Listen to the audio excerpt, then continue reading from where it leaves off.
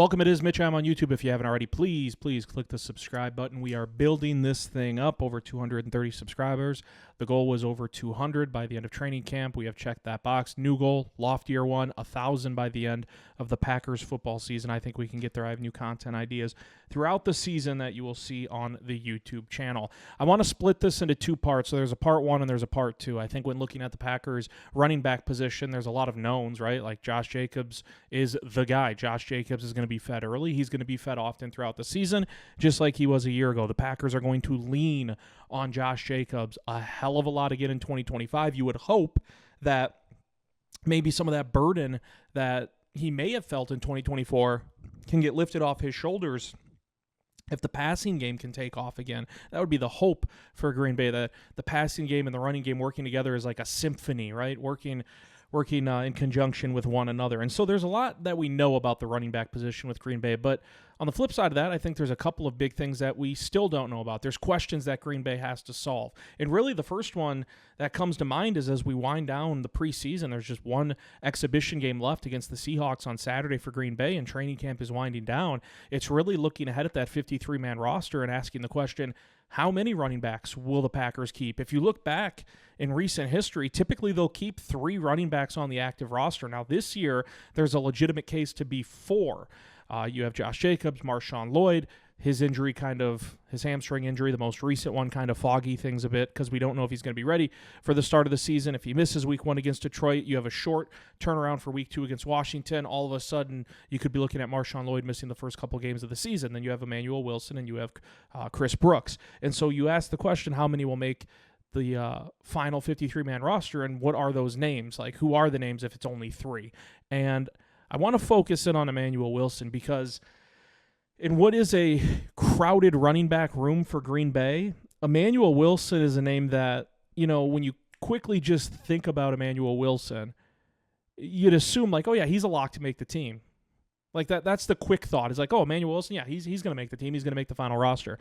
And then you kind of dive into it a little bit deeper and you're like, well, is it a for sure thing? Like, is it a lock? And is it meant to rain down on Emmanuel Wilson or anything like that? I think he's a very good running back. I think if Emmanuel Wilson didn't make the 53-man roster for Green Bay coming out of training camp of the preseason, he'd be picked up real fast. Emmanuel Wilson is an NFL running back, but you got to look at the whole picture for Green Bay, and you have to look at what they may prefer, what they may lean towards, because with Emmanuel Wilson and Chris Brooks, 2 guys that could be battling for that number 3 spot and could be the number 2 spot for at least a couple of weeks, depending on the injury timeline for Marshawn Lloyd. But it's a fascinating sort of case study that's unraveling with Green Bay because Chris Brooks, quite frankly, is a more well-rounded back compared to Emmanuel Wilson. Like, Chris Brooks is superior in pass blocking. He can run the ball, give it to him. You want to run out of the I formation. You want to run out of shotgun. Like Chris Brooks, he can receive perhaps a little bit better than Emmanuel Wilson, and he offers you versatility in that he can play multiple roles on special teams for Rich Bisaccia. But when you really hone in on the running back position, I don't think it's I'm like sticking my neck out saying anything crazy when I suggest that Chris Brooks is a more well-rounded back than Emmanuel Wilson, but Emmanuel Wilson is a far superior pure runner than Chris Brooks. And so you kind of break things down, and like Josh Jacobs should have sort of the lion's share of the touches and the snaps and the carries during the regular season for Green Bay. But there will come times, week in, week out, right, where he's going to need a drive off or a couple of snaps off. And I think ideally for Green Bay, you'd want Marshawn Lloyd to be that number 2 running back.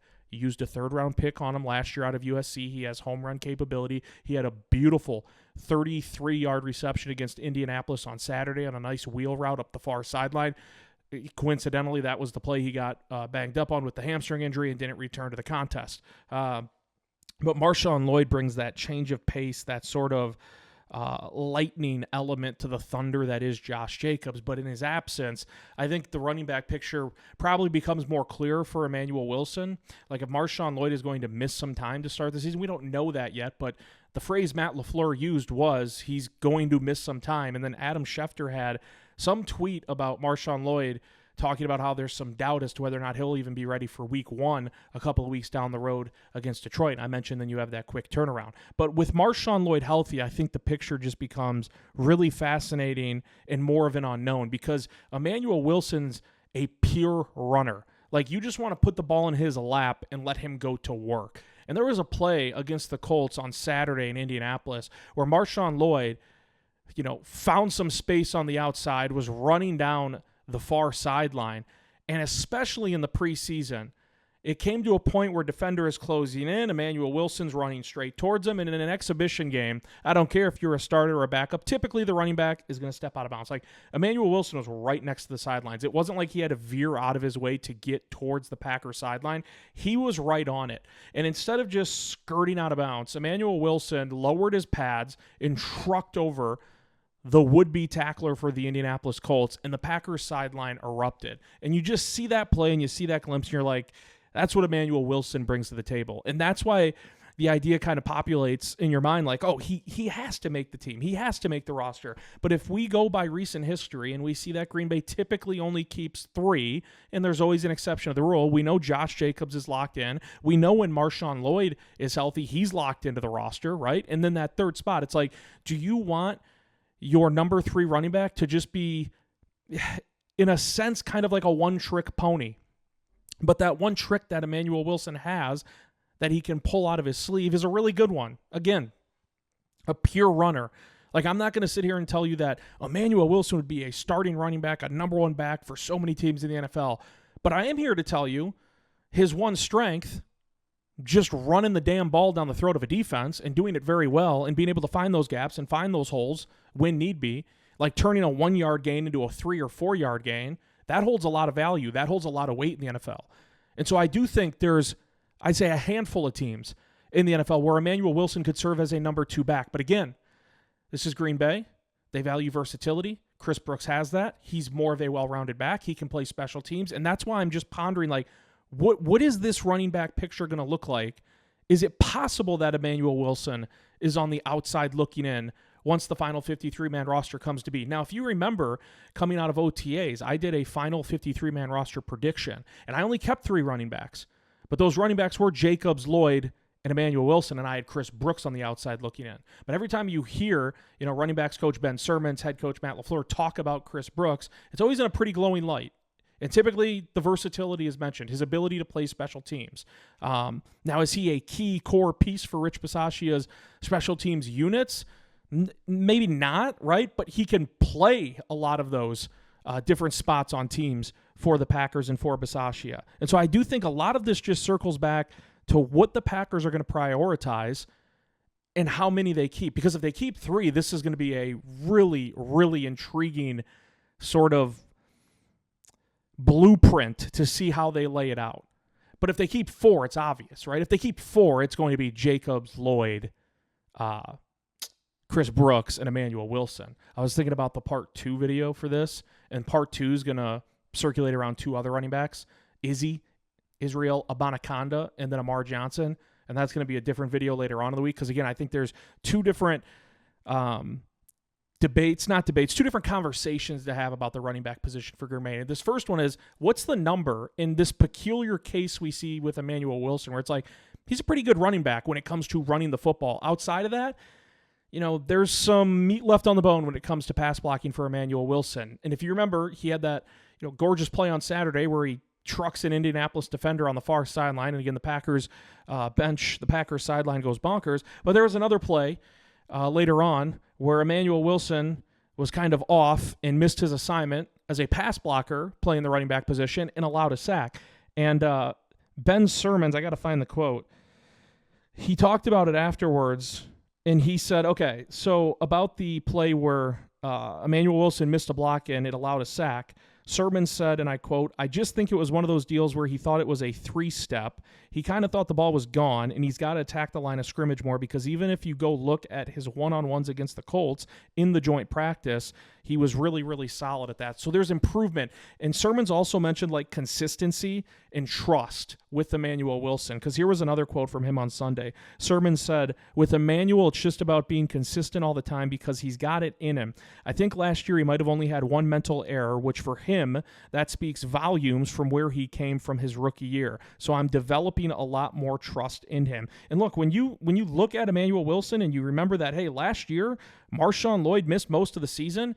Behind Josh Jacobs, it was Emmanuel Wilson, who was second on the team in carries with 103, second in rushing yards with 502, and second in rushing touchdowns with 4. Again, my gut tells me Emmanuel Wilson is making this team.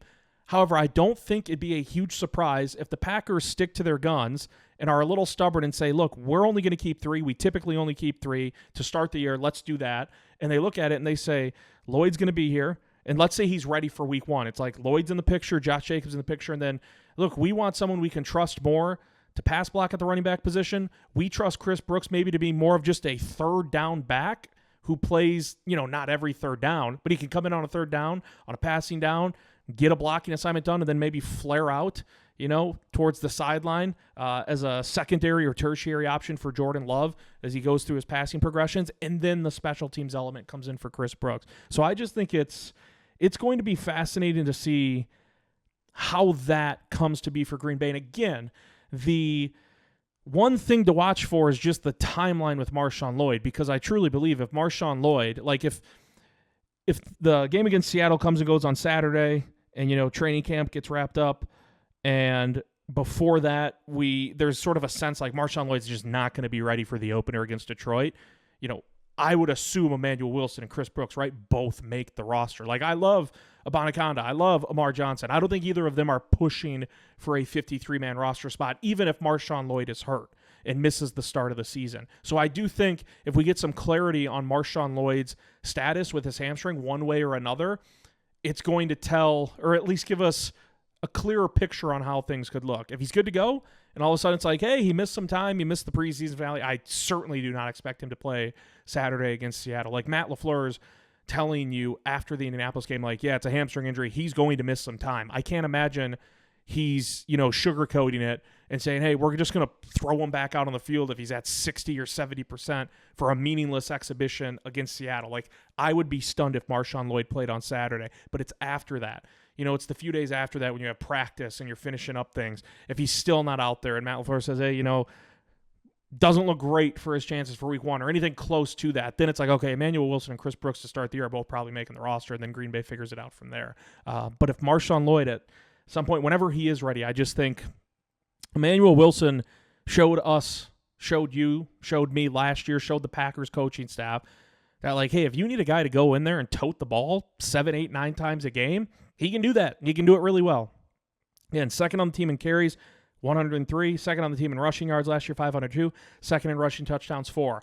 I just truly believe in Green Bay's heart of heart, if they had it their way, it would be Josh Jacobs is the guy, obviously. He's on his own tier at the running back position.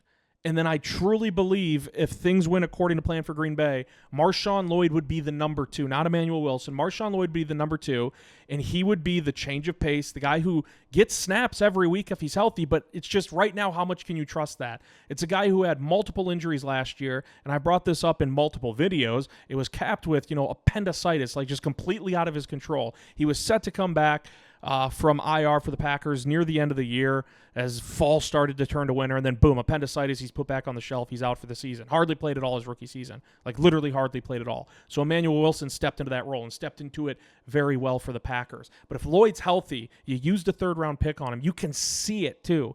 Like you see that wheel route with that reception, and Marshawn Lloyd as a receiver, like that's not even, like his number 1 trait or his number 1 strength as a running back is being like a receiving back who's going to run wheel routes and just zoom past a linebacker. Like he can do it. We just saw it on Saturday, but it's not like the number 1 best thing. This is why we drafted Marshawn Lloyd in the 3rd round. But Green Bay wants him on the field because they want to give him touches. They want to see what they have in him. And if you already have Josh Jacobs in place and then you have Marshawn Lloyd who you want to get touches to, that's where it gets very interesting, where you look at the number 3 spot. And it's like, do we want Chris Brooks where we can move him around? No, we can use him on special teams. Even if 3, 4, 5 games go by and Chris Brooks is getting maybe 2, 3 snaps a game at running back, you're still using him in some facet likely on special teams. Whereas with Emmanuel Wilson, not as much. Typically it's like you just get him the ball, put it in his belly as a runner, not necessarily as a receiving back out of the backfield, although he's capable of doing that,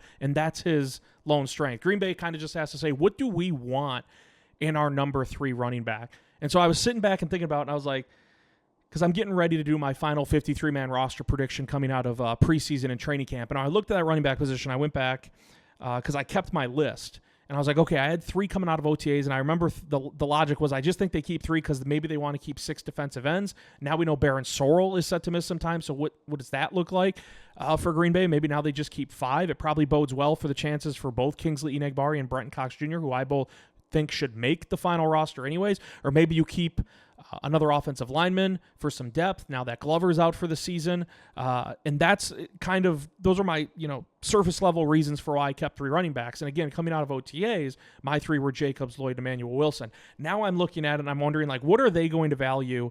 What are they going to lean towards when it comes to that number 3 running back spot? And I do think there's a case to be made. And maybe some of you guys, gals, let me know in the comments. Let me know what you think.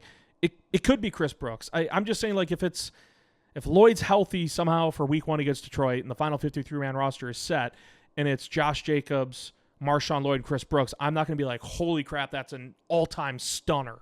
Like, I am stunned that the Packers did that. I think I'd be a little bit surprised just because, again, with Emmanuel Wilson, you've seen it in the sample size of last year where, again, if you don't think you can trust the health of Marshawn Lloyd, and it sucks, but I don't know what reason he's given you so far to have you think like he's just going to breeze through this 2025 season and play like 15 games and be readily available and stay off the injury report.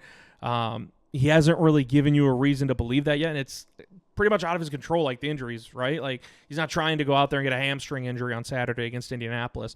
But I do think his injury, and maybe this isn't the right way to say it, but I think it bodes well for Emmanuel Wilson's chances to make the final 53-man roster. So this is part 1. Part 2 is going to focus in on a different angle of the running back position that I want to talk about specifically with Amar Johnson and Israel Abanikanda. But the first part was this video. And again, I think it's very easy to just hear the name Emmanuel Wilson, know what he brings to the table, know what he presents, and be like, oh yeah, he's going to make the roster. But then again, when you really look in at the nuts and bolts of the operation for Green Bay, and you know that typically it's going to be 3 running backs on the active roster, and you know if it's the top 2, Josh Jacobs and Marshawn Lloyd, and you want to get the ball into both of their hands enough, it's like then that kind of deflates the purpose of having Emmanuel Wilson because, again, his strength is not as a receiving back or as a pass-blocking running back. That's where Chris Brooks, a more well-rounded running back, kind of comes into the picture. So I think we'll get some clarity on this as we find out more about Marshawn Lloyd. And if he is set to miss week 1, obviously he's going to be on the active roster and good to go, or when he's healthy, he'll be good to go. But it could end up being 4 at some point in time this season, or maybe coming out of training camp and preseason, they're like, hey, even with Marshawn Lloyd's hamstring injury and kind of the unknown that we have with it, we're going to keep 4. We were going to keep 4 anyways. And Brooks and Emmanuel Wilson were both in the clear. So we'll just have to see. But let me know what you guys and gals think. I just looked at the running back position, and there's so much we know, right? It's like if Josh Jacobs is healthy, and you cross your fingers, and I hate that I'm even bringing it up. Let's just say it this way. Josh Jacobs is going to get a hell of a lot of the carries, a hell of a lot of the snaps for Green Bay at the running back position. If they have their preference, I think Marshawn Lloyd is the number 2, and he'll get a decent amount of looks throughout the regular season if he can stay available. What have I said before? Sometimes the best ability is availability. Then after that is where it gets interesting. Then after that is where we start the dialogue and start the discussion. Do you keep 3? Do you keep 4? If you keep 4, it's obvious. It's Emmanuel Wilson and Chris Brooks. If you keep 3, it's hard to envision it not being Emmanuel Wilson, but Chris Brooks checks a lot of the boxes that the Packers typically prefer for players on their roster, with number 1 being versatility. And he's a more well-rounded running back. Like, do you want that at your number 3? Do you want a guy who's just really good at being a pure runner, but he's probably not going to get that role to any extent if Josh Jacobs and Marshawn Lloyd are healthy? So we'll have to see. I loved that run from Emmanuel Wilson against Indianapolis. I love the wheel route catch by Marshawn Lloyd. Again, on the play, he suffered the hamstring injury. There's a lot we know about the running back position. There's still a lot we don't know, and it could really, really come into play this year for Green Bay because, hate circling back to it, but that injury history with Marshawn Lloyd, I don't know. I don't know how you go into the regular season, even if he gets cleared and he's set to play week 1 against Detroit. Don't know how, if you're Matt LaFleur and your offensive coordinator Adam Stenovich, how you feel real good about his chances to play even like 13 out of the 17 regular season games. Again, it's just one season, his rookie year, but it was multiple injuries. Now we've already seen him nicked up in training camp. Remember planted his leg in the ground, and it was a bit awkward, and then he was hit low by Nate Hobbs, and everyone was screaming at Hobbs, including me. I was mad at that hit. But then Goody came out and said, no, the injury occurred before the low hit by Hobbs. I still, question the validity of that. I think maybe they were trying to help out Nate Hobbs there, but I digress. So he was already nicked up in training camp. Now he has the hamstring injury. It's just, again, you're kind of, rolling that ball out there with Marshawn Lloyd, and you're going down that same path and that same lane that you were last year, where just these multiple nagging injuries are on the timeline once again. So we'll see how it plays out.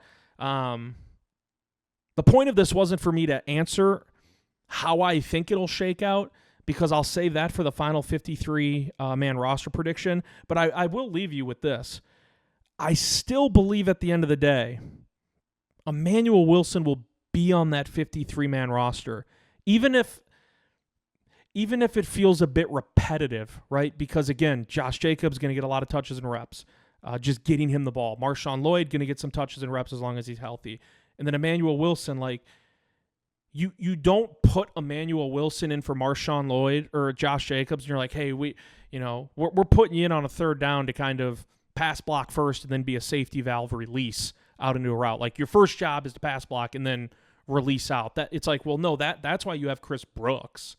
If you want to give a quick blow for Josh Jacobs, let him sort of catch his breath, and same with Marshawn Lloyd, or if he's out of line, it's like, no, that's a role better suited for Chris Brooks. And I think that's kind of where the discussion gets really interesting. If you put in Emmanuel Wilson, it's typically like, get him the ball, just turn around, hand him the ball, put it in his belly, let him go to work.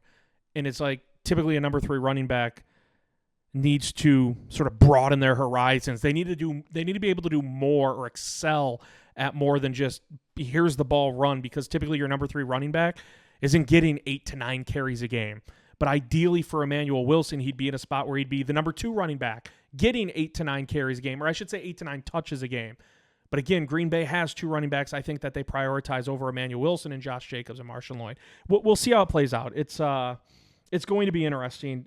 Certainly once Marshawn Lloyd is cleared to play and return to action for Green Bay. Let me know what you think. Please click the subscribe button if you haven't already. There's going to be a part 2 to this running back discussion. Again, I'll probably have that video coming out tomorrow. I guess I say tomorrow, but who knows when you watch this. And that's going to more focus on an angle with Amar Johnson and Israel Abanikanda. Please click the subscribe button as we try to build this up. I believe we're at 235, ascending, right? We're on an upward trajectory. Let's keep it going. Keep the momentum going into the regular season with the YouTube channel. And we'll have part 2 coming up later this week. We'll see you next time.